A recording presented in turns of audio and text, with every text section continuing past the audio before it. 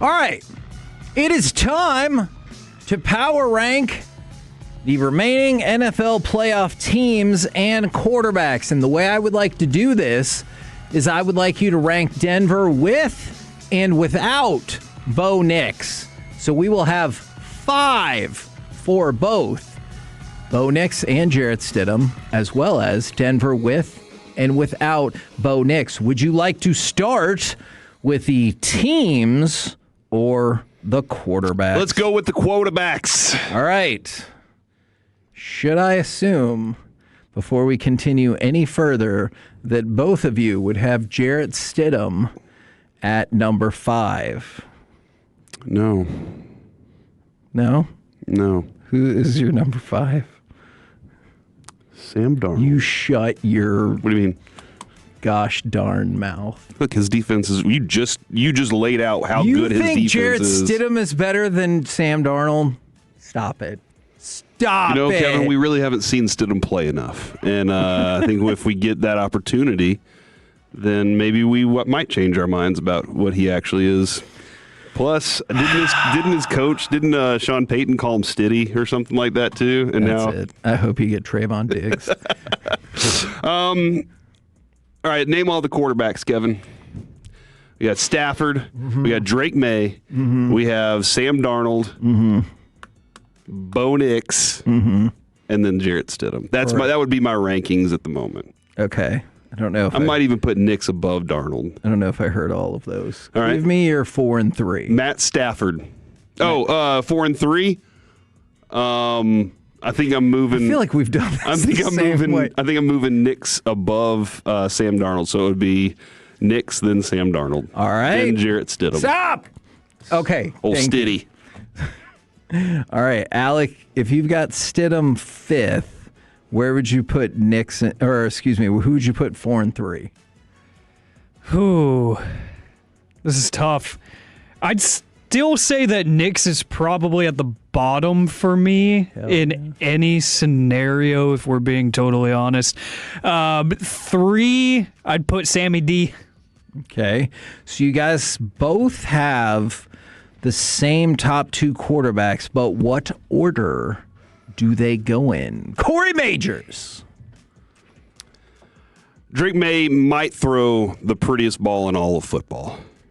However, the experience goes to the old man. Okay. The Highland Park Kid, as they call him around these parts. You just said old man and then kid. Okay. Well, it's right what they call him here, Kevin, is Highland Park Kid. Gotcha. And that would be one Matthew Stafford, the number 1 quarterback in these playoffs. Plus, I love the weapons he has to throw to with Puka, the 74 tight ends he has, and Devontae Adams. Alec, do you also go Stafford and May, or do you want to flip it? I go Stafford and May. It's really close, but I agree with Corey. I defer to the help that Stafford has, and not just on the field. I think he's got the better play caller, which is not a shot at Josh McDaniels, because I've said time and again he's been one of the best play callers in football this year. I just think Sean McVay is that much better. And Corey, I don't know if you knew this, the Highland Park Kid, his best friend growing up was Clayton Kershaw. You kidding me? I don't know if you've heard that before. Dude, I feel like we've all heard that like a million times. I got this really amazing story. We used to work with this guy, Mike Bassick, and his dad was watching Clayton Kershaw, and he called his buddies, some scouts, and he was like, "Y'all, I might have found the next best shortstop ever in the game of baseball." And they all said, yeah, what's his name? And he was like, Matt Stafford. And they were like, yeah, he's going to Georgia. He's going to play football. And so that happened. So it kind of killed his enthusiasm right there. I don't know. I have no clue what happened there. I wasn't alive. Okay, let's go to the team power rankings. Corey, give me your 4 and 5, keeping in mind that we're factoring in Broncos now and Broncos with Bo Nix. Okay. I guess Broncos now is 5. Okay. Because old Stiddy. I'm just not sure exactly. How much does that nickname make you think he'll do better or want him to do better? I don't know, man. I feel like because he already has a nickname, but he was a backup quarterback. Like, you give the backup quarterback a nickname to make him feel like he's part of the group. Gotcha. So I don't think it's a good thing. Okay. They have a really good defense that I like a lot, but it's unfortunate for him. Then I will go with, I honestly have the Rams ranked 4th. Oh. Even though I like the quarterback the most. Spicy. Somehow they're able to pull off these wins. Like both of the games so far in the playoffs, should they have actually won them? Yeah, you gotta. I hear you on that. So that's where I am. But somehow they pull it off, and then am I good there? Pause it there. Pause. Alec, give me your 5 and 4. Keeping in mind we're going to double up on the Broncos. And I'm going to double up on my 4 and 5 Broncos. I think that Stidham is the 5th. You've never believed. No, I really haven't. But I believe in that defense. It's just I think that the offense, it sputters too much no matter who's playing quarterback, but obviously Bo Nix would be at number 4. Okay, Corey Majors, who is your number 3? I'm going to go with the Patriots at number 3. Oh, man. Lots of love for them Broncos if Nix would have still been around. Alec, what about you? My number 3, the Los Angeles Rams. Interesting. All right. They play in a domed open-air stadium. Man, don't start that again. It's a double negative. The people get upset yesterday. Yes, and I do not want to have that conversation again. All right, fine. All right, give me your 2 and give me your 1, please. Number 2, the Seattle Seahawks. And the number 1 team, and you can't disprove it anyway. I mean, it'll you're never right. happen. I can't.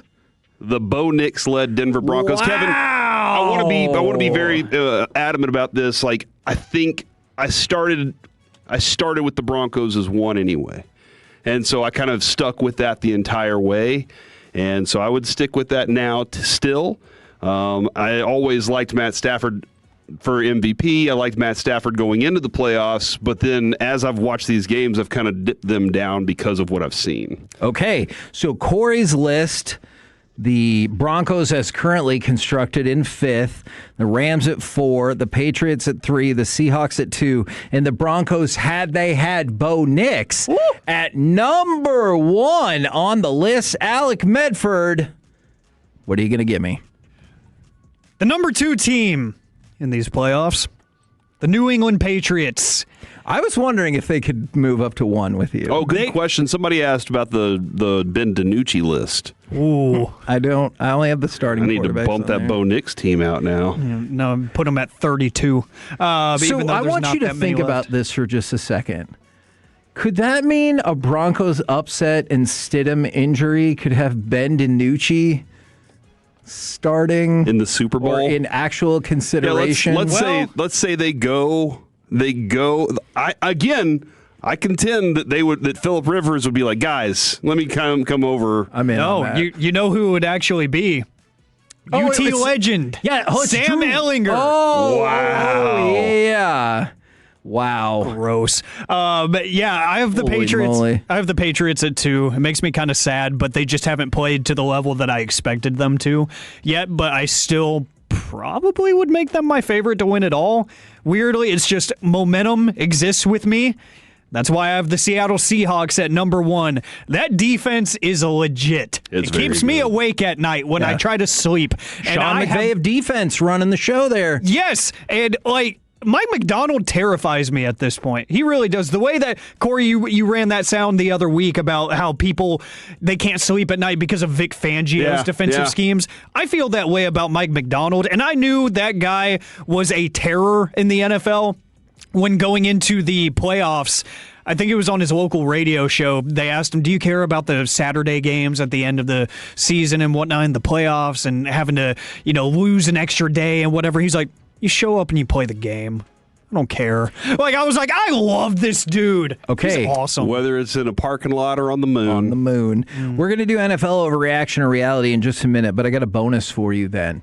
Going back to 2023, like we said. Well, this is a different bonus than I expected. Schneider was like, I'm praying that the Ravens lose this game so we can talk to Mike McDonald sooner rather than later. If for some reason the Ravens had had enough with John Harbaugh then, and they had made Mike McDonald their next head coach, overreaction or reality, they would be playing this weekend. I don't think that defense would have been as trash as it was this year. No question. And therefore, I think that I don't know where Todd Monken is on that conversation. That's a good question. Because him being with Lamar Jackson turned Lamar Jackson into that MVP 2 years ago or last year. So that's a big factor there. But yeah, this defense was so miserable for the Ravens this year that it would have actually been all right. From the 214, go D-Law. So we'll talk about that at 1 o'clock. Are you rooting for players or are you rooting for teams? And then from the 641, how does Corey have the Seahawks at 2 if he didn't know Seattle had a team? That's a good point.